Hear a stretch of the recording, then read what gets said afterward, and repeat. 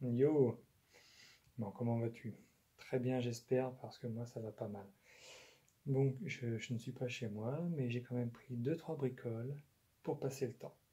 Je te montre. Et voilà, donc c'est un moteur de Fox que j'avais acheté, qui était complet, que j'ai passé au Karcher,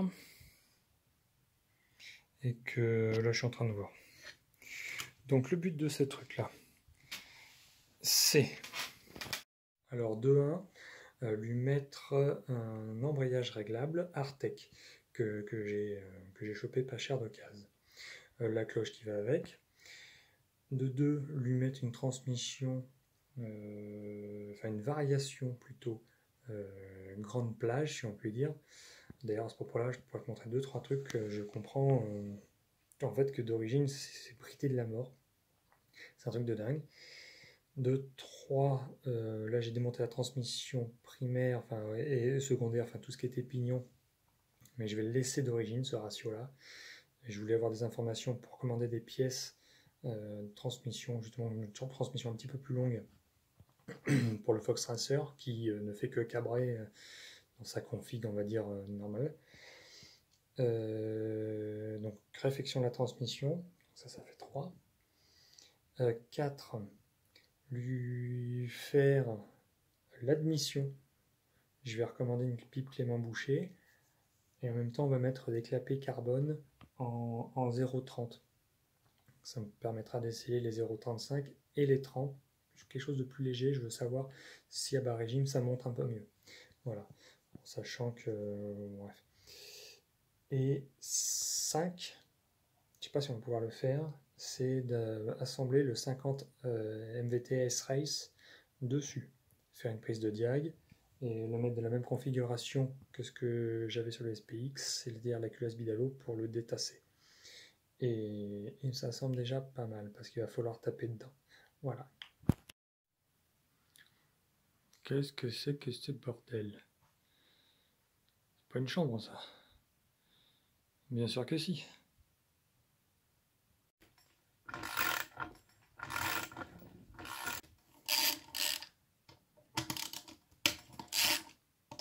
Alors, je taille les clapets.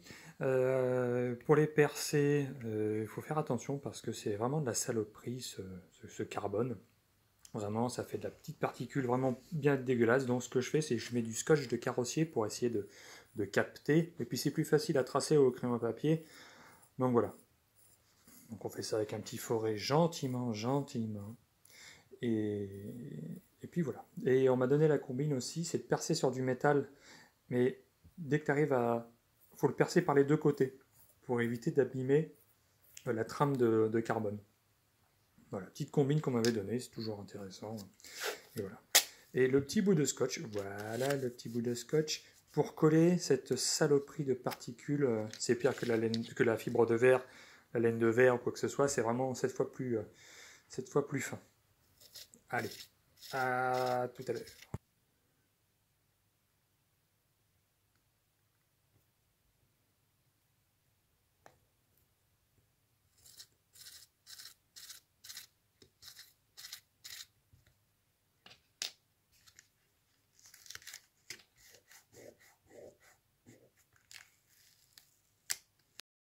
Allez, on s'attaque aux grandes plages, enfin, plus grand que l'origine. Tu vois la moulure là? Pour le démarreur, ça va nous gêner. Ça, on va le faire sauter pour avoir la place. Et on verra en profondeur tout ce qu'on a besoin de faire sauter. Mais tout ce que je peux enlever, je vais l'enlever. Allez hop! Yo! Bon, bah, j'ai enfin réussi à extraire mon engrenage tu sais, la poulie qui te permet de faire la pompe à huile. Et si t'as pas l'extracteur comme ça, là, que ça, tu ne l'attraperas pas. Parce que c'est le premier truc qui grippe dans ces moteurs-là. Voilà. Donc on va passer d'un variateur d'origine qui est complètement bridé, parce qu'il y a une rondelle au milieu qui fait qu'il ne peut pas, déjà la courroie ne peut pas descendre à fond, parce qu'elle vient toucher cette rondelle-là.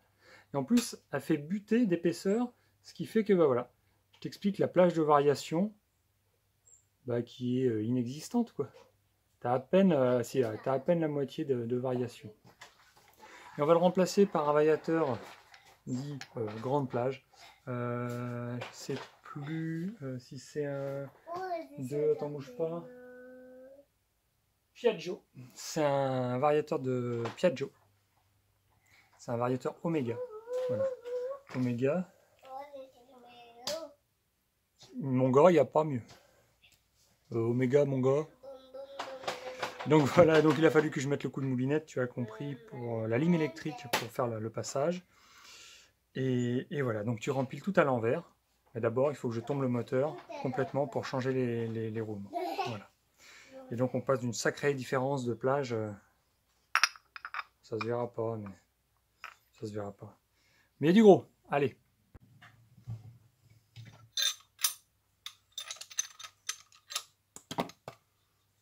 Qu'est-ce que tu as dit pour le moteur?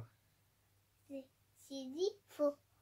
Si il n'a pas le moteur sur le pétard, il ne pourrait pas avancer. Exactement. C'est pour ça on refait le moteur. Ouais, on refait le moteur. Allez. Je sais plus si je t'avais montré un outillage pour reprendre les culasses. J'ai imprimé ça en 3D. Alors malheureusement ma hauteur de borne ne me permet pas, mais mon voisin lui a ce qu'il faut. Donc voilà.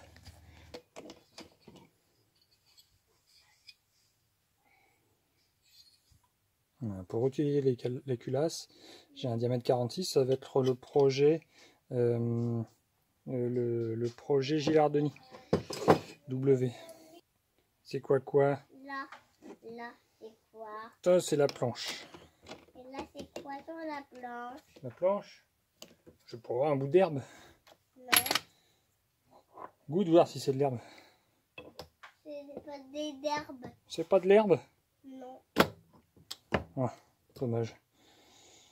Achète! Ok, ça n'a pas été si simple que ça. J'ai bien passé 2 heures à remettre ce vélo d'aplomb. Donc je termine à... Tu vois...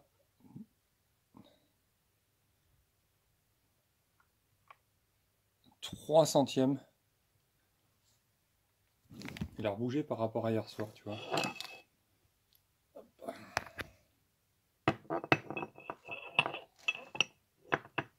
Un tout petit 2 centièmes.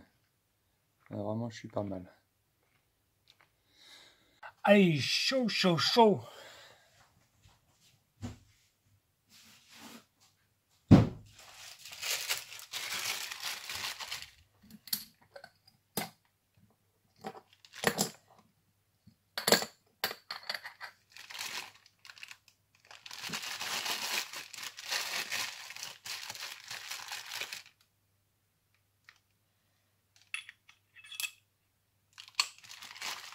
Hop.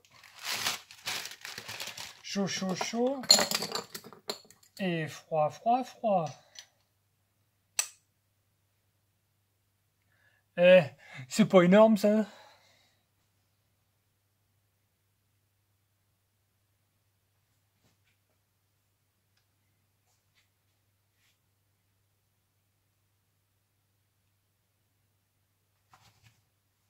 C'est bien la première fois que ça m'arrive. Ça c'est chaud.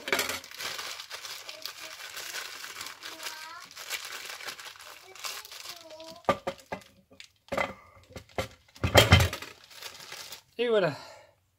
Ça c'est fait. J'ai même pas eu le temps de finir.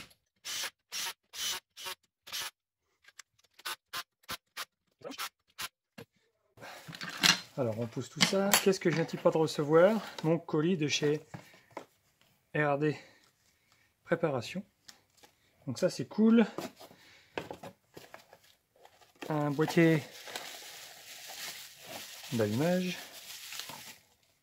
Le boîtier d'allumage Athéna.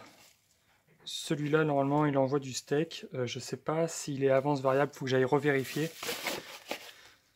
Ça c'est de la bombe. Parce que j'ai acheté un CDI chinois. Je l'ai foutu sur les SPX. Le truc, une catastrophe.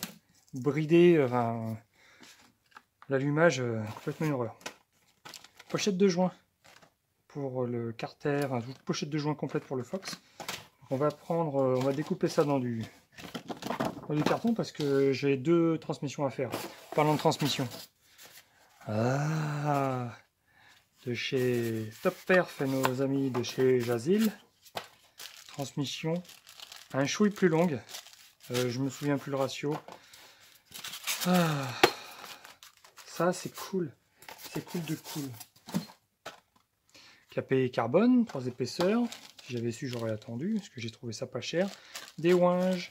Et ça, c'est un truc pour les souris. Voilà. Bon. On essaye.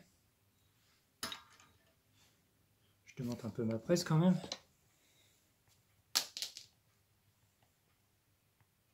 Je me suis pas trop fait chier. En même temps, j'avais pas grand chose d'autre. Allez.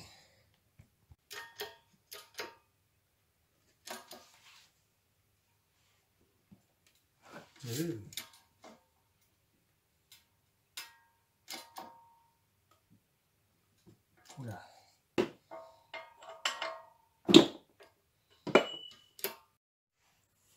Bon, c'est mort. Ma structure n'est pas assez rigide. En sachant que ça, c'est normalement, sur la notice, un truc qui vient au maillet. Donc c'est pas cool, pas cool. Donc là, on va chez le copain Loïc. Donc ça, c'est démonté. Et maintenant, on fait ça. Avec ça et ça. Allez, c'est démonté. Maintenant, on va mettre le nouveau pignon. Tic-tic. Sinon, on la fera rouge. Pour la chauffer trop. Bon, après, c'est une pièce pleine. C'est une pièce pleine, il n'y aura pas de... Une fois qu'il aura rentré. T'es pas d'aplomb.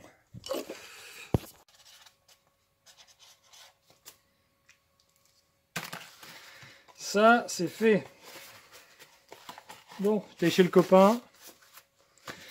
On a été dépresser le pignon. On a été dépresser le pignon, represser l'autre, virer l'axe, remettre le roulement en prenant un nouveau. Parce que le roulement, quand tu l'enlèves, celui qui est sur la cloche d'embrayage, pour le sortir, tu es obligé de le secouer. Donc, voilà.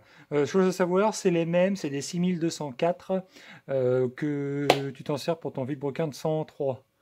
Il y a un gros, il y a un petit, et je crois que c'est le petit qui est côté allumage. Voilà. Donc là, on remonte. Là, j'ai viré le joint SPI qu'on va changer. Le machin est dans le bac US. Voilà, ça c'est beau, c'est tout propre, ça c'est beau, ça c'est beau. Là, oui, c'est beau, là. Ça c'est beau. C'est beau. Yo, je te montre un petit peu le changement. D'origine, on est en 12,43. Donc là, tu as ta cloche, hein, cloche d'embrayage. Ah, tu ne le vois pas. La cloche d'embrayage se met ici. Voilà. Comme ça, boum, terminé. Transmission d'origine, 12,43. Et après, tu attaques avec un 12,45. Voilà. Donc, primaire et secondaire. Ce qui a été fait, c'est que ce pignon a été enlevé et celui-là a été remis à la place. La différence notable hors nombre de dents, enfin développé, c'est que il y a aussi, on passe d'une denture hélicoïdale, donc silencieuse, parce que le jeu se comble en fait un petit peu, même carrément, à une denture droite, qui va être plus bruyante, mais qui aura aussi le fait d'être moins gourmande énergétiquement. Voilà.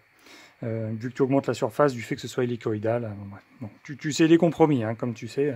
Voilà. Donc je vais remettre tout ça en place. Je vais retrouver une petite rondelle de calage, et puis on y va. Et il faut que je chauffe aussi le carter. Voilà, c'était pour te montrer ça. Voilà. Si ça peut t'aider, j'ai trouvé ça sur RRD. Préparation, il y a différents ratios. Je voulais pas une transmission trop longue, je voulais une transmission plus longue. Voilà. On verra à l'usage. Et ça chauffe Marcel, ça chauffe. Chaud. Et froid.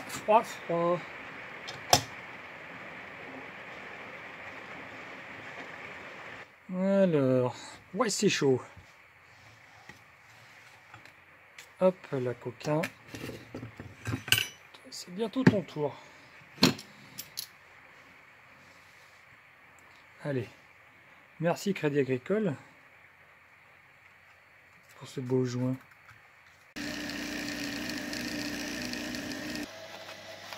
Hey.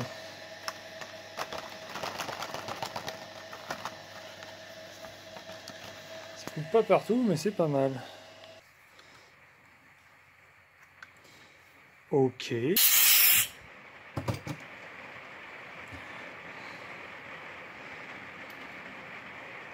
Peut-être plus le mettre à plat. Je sais pas comment ils disent les Belges. Wet.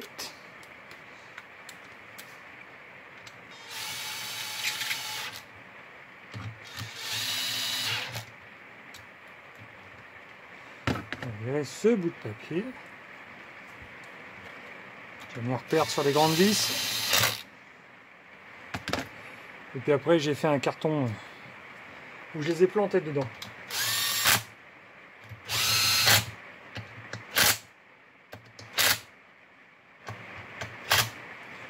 Chercher la clé dynamo, on va faire un petit serrage au couple et voilà sa mère.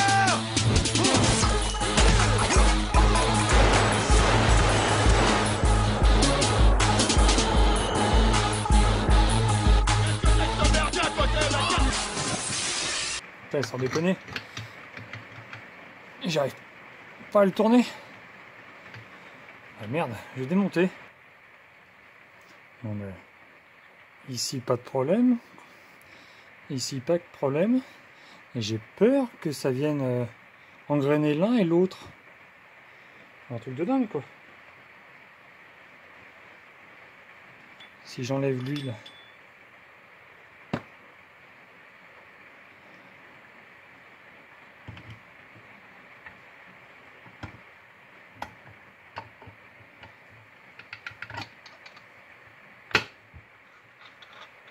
Impeccable.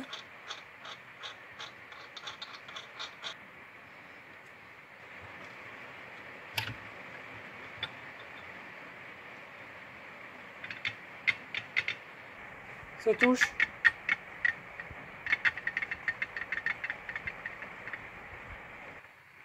En fait, regarde le truc très bon. Enfin, très bon. Parce que faut que ça fasse rire finalement. C'est que directement ça engraine.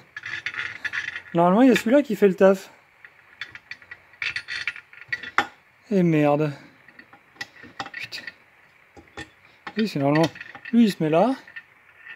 Et après, celui-là vient attaquer celui-là. Et ben mon gars, celui-là, il fait le taf directement.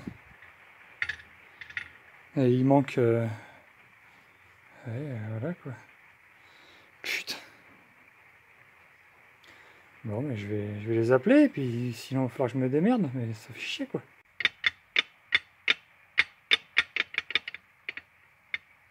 En fait, ça vient... Ça vient toucher ici. Ce qui fait que quand j'enlève l'intermédiaire, en fait, j'entraîne directement. Je pense qu'il faut remonter le souci chez Jazil là. Parce que... Bon. T'as compris le principe ou quoi là? Bah ouais. On va se caler. Parce que si j'attends après le fournisseur, je suis pas prêt de rouler. Donc là, le but de la manœuvre, c'est de se caler propre. Et d'y aller.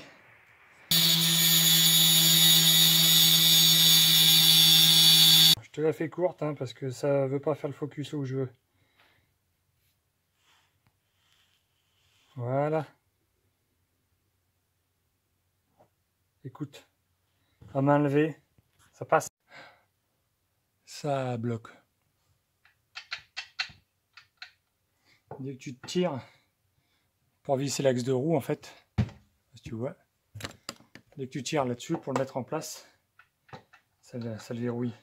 Là, tu es bien. Et dès que tu veux serrer ta roue, donc il faut encore enlever.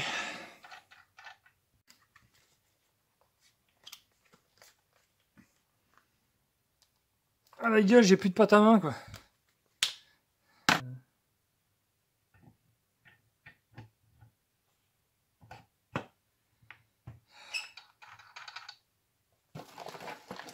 Allez, ben on visse.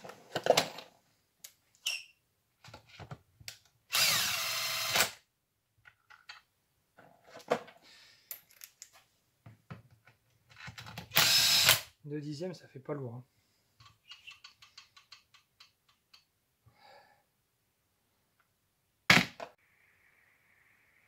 Tu le vois ce truc là, c'est le joint flex qui est sur le pignon intermédiaire. Donc finalement je suis retourné au Crédit Agricole parce que ben, moi j'ai l'épaisseur de joint, finalement mieux je me porte. T'as zappé l'épisode du joint buitonique qui fait la même épaisseur que le joint d'origine. Pas très grave hein, mais bon. Mais il n'empêche que dans la version originelle, les pignons s'engrainent. Bon. Ça fait courir le merdeux. Parce que là, je ne comprenais plus.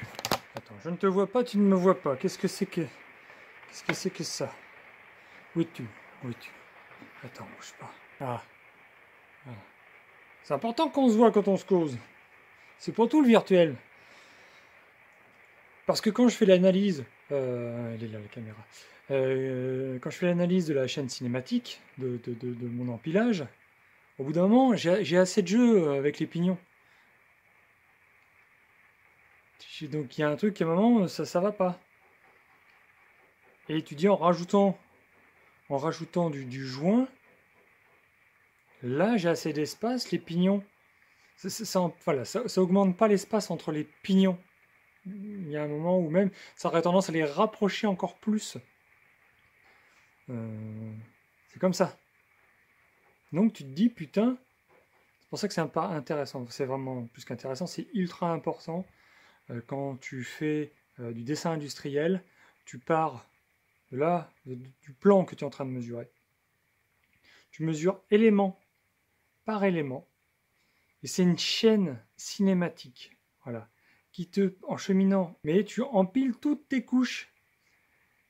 Et quand tu arrives à la hauteur de l'autre plan que tu ne peux pas bouger, en fait, ça va être une butée de roulement, ou oui, ça peut être très bien un roulement, par exemple. Tu sais que quand tes pignons ils descendent comme ça et que les autres ils arrivent comme ça, tes deux plans parallèles ont une dimension donnée. Elle était d'origine celle-là. C'est-à-dire que ce que tu as rajouté, ce que tu as changé à l'intérieur, il y a un loup. Il y a un loup. Donc là, ce que je vais faire, bon, il manquait de jeu. Il manquait de jeu dans les pignons. Il y a un pignon, le pignon d'attaque, il était trop long. En plus, il portait pas à cet endroit-là. Celui d'origine étant plus petit, ça lui passait au-dessus de la tête. Mais là, sauf que là, il voulait engrainer le copain de la fin. Donc, il voulait zapper l'intermédiaire, si tu veux. Il voulait devenir le parrain. Donc, celui-là, il s'est fait... Oui, tu peux avoir un jeu émouvant avec ça. Tu vois, t'as vraiment enlevé. Hop, quand tu sors. Non, c'est moi.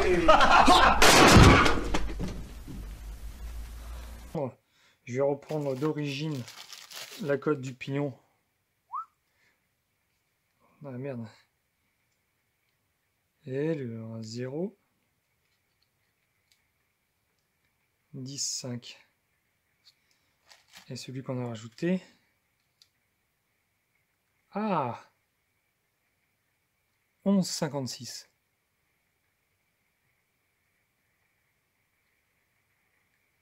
Il y a 1 millimètre. Déjà. Pas déjà, il n'y a pas besoin d'aller chercher grand chose. Si 1 millimètre. Oh le con! Donc ce plan-là, il est intéressant parce que quand tu vas vouloir serrer ta roue, le pignon, donc de droite, le grand pignon, va avoir tendance à remonter et se rapprocher du pignon d'attaque du primaire. Donc ce n'est pas bon. Tout le jeu qu'on s'est pris la tête à récupérer, le fait de mettre un joint plus épais, eh ben ça va annuler tout ce qu'on a fait jusqu'à présent. Donc mettre du joint, c'est pas forcément bon. Je t'explique ça parce que ça me rappelle une expérience que j'avais faite, qui m'était arrivée. J'ai un copain qui avait une espèce de Tagazu, c'est une espèce de quad avec un moteur Lombardini, double variateur. C'est un 4 temps et c'est pour aller dans les bois et un petit peu comme les Polaris ou un truc comme ça, mais vraiment un petit truc Tagazu, c'est tout rigolo, mais ça a la patate et voilà. Et il me dit, gros, faudrait qu'on le débride parce que je me traîne la bite et je me fais doubler et un mec qui a le même et je dis, bon, on va regarder parce que on va regarder. Et effectivement, comme on fait avec les moteurs de scoot ou de pétarou, on regarde quand on travaille à l'aveugle dans les cartières de scooter ou de Fox, on met un coup de marqueur sur la joue mobile et on regarde si le marqueur est bouffé ou pas. Et là, de toute façon, on voyait très nettement que la courroie ne montait pas complètement sur une joue, enfin sur une poulie. Alors réceptrice et variatrice. Donc il y avait une bride littéralement, comme dans le Fox, c'est un truc de fou. J'ai retrouvé la rondelle du Fox, tiens. Toi, t'as ça qui ne permet de pas descendre la courroie au bas de canon. Et de par son épaisseur, ça évite de monter au plus que la moitié de... Voilà. Aparté. Et ben, il me dit, ah, t'as qu'à enlever, on démonte, on regarde le variateur. Il dit, la réflexion, enfin, à première vue, tu te dis, faut enlever la rondelle qui est dans le variateur, là, celle-ci, quoi, qui est en bas. Et ayant un peu, à la base, c'est mon métier. Et ça fait partie de mon cursus d'avoir fait de la cinématique, enfin de l'étude cinématique. La RDM, tu dis mais non, il y a un loup, c'est pas cette rondelle là qu'il faut enlever. Donc tu mets toutes tes rondelles, tu regardes comment tout est fait, et tu vois, tu comprends par analyse que c'est pas la première rondelle venue qu'il faut enlever. C'est un peu plus compliqué que ça demande un peu de réflexion. Et il y a une rondelle à enlever, peut-être même des fois à déplacer, ça peut arriver. Et qui nous a donné la grande plage. Donc il est passé de 70 à 90 à l'heure. Pour son Tagazu, 85. Bon bref, ça bouge. Hein. C'est pas le problème du couple là-dessus. Hein. C'est vraiment la tenue de route. Hein. Donc voilà. C'était la partie analyse cinématique. Allez. MVT et sa culasse. On essaie. 6,7. Ça va pas du tout parce que sur la notice du MVT, ils disent que le rapport volumétrique optimal est à... le rapport volumétrique, que le volume de culasse idéal est à 3,6. Donc je vais regarder à combien ça donne ça. Bon, apparemment ce serait trop avec la culasse d'origine Fox. Pourtant elle est bien hémisphérique, mais trop gros. Et il n'est pas calé le cylindre, il est vraiment tout en bas. Et je sais qu'il y a un truc de dépassement par rapport avec le Fox. Il y a 1 mm de moins, je crois. Il faudra qu'on mesure tout ça. En tout cas, le piston, il arrive en haut, au taquet. 8,7. Je trouve que ça faisait pas beaucoup. J'avais trouvé 10 et j'ai oublié de mettre un culot court. Donc, et là, avec le culot court, le puits de 1,5. 8,7 de taux. Donc, petit calcul j'ai fait avec ma petite matrice. Si j'ai un volume de culasse de 3,6, ça nous donne un taux idéal, le taux constructeur, suivant la notice, à 15. 15 pour. Autant dire que c'est pas avec la Fox d'origine qu'on va faire quelque chose. Culasse bidalo. Ah. Le piston tape. Il faut démonter, caler.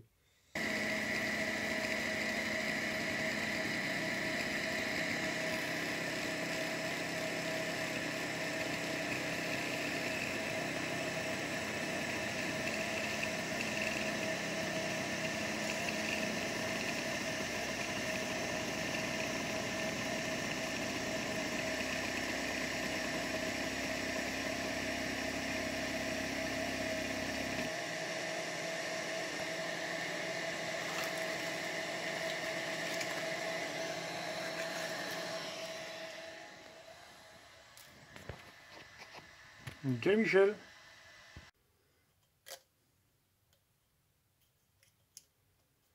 Peut-être que je refasse mon fichier joint. Ça fait pas des trous, ça fait des pétatoïdes.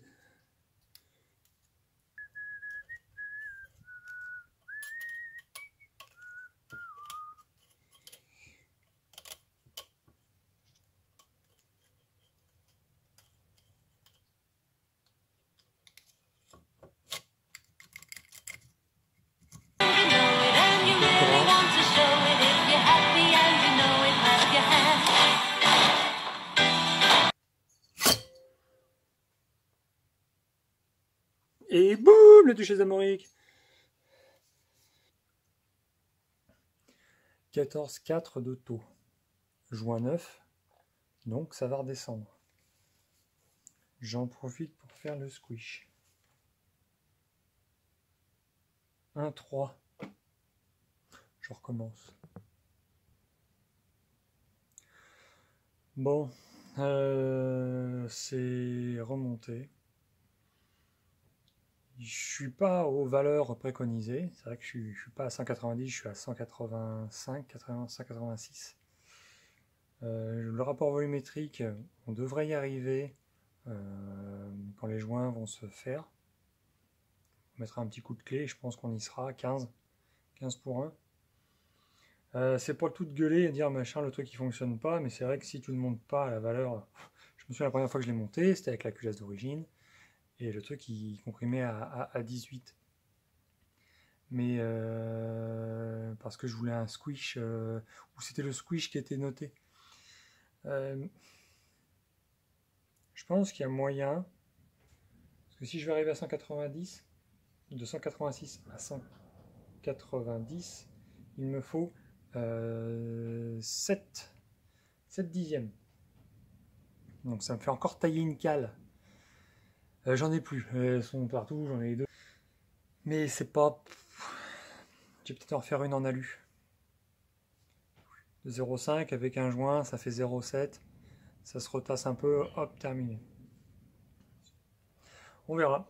Mais ce serait quand même sympa de vérifier vraiment avec le montage préconisé constructeur.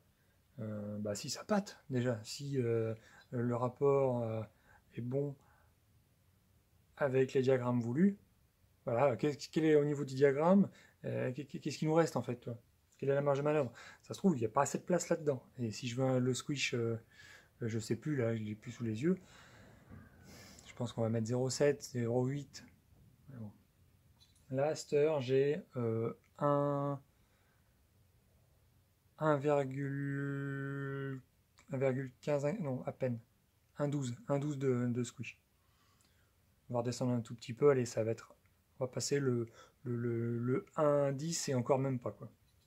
Un peu au-dessous. Et le taux sera bon. Je pense que ce sera pas mal. Écoute, c'était l'occasion de se dégourdir un peu les doigts. Allez, boîte de vitesse en huile, 120 ml de total rectal, en 75, une goutte de P18, ça c'est le petit coup de plus Périgliani. Et puis ça y est, je vais mettre les clapets. J'ai reçu des clapets mal aussi, je vous disais, enfin je te disais, 3 épaisseurs différentes. J'avais une feuille de carbonite en 0,35 qui me restait, en 0,30. Je suis en 0,35, 0,30 et donc j'essaierai parce que ça fait plusieurs petites lamelles. Et on va installer ça, toute neuve.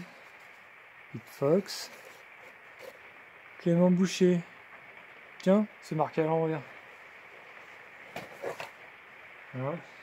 Bon, admettons.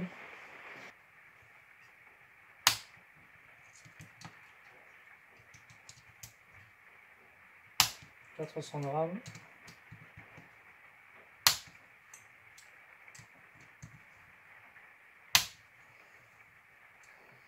Basta. J'aime bien ce concept de finir par une pipe.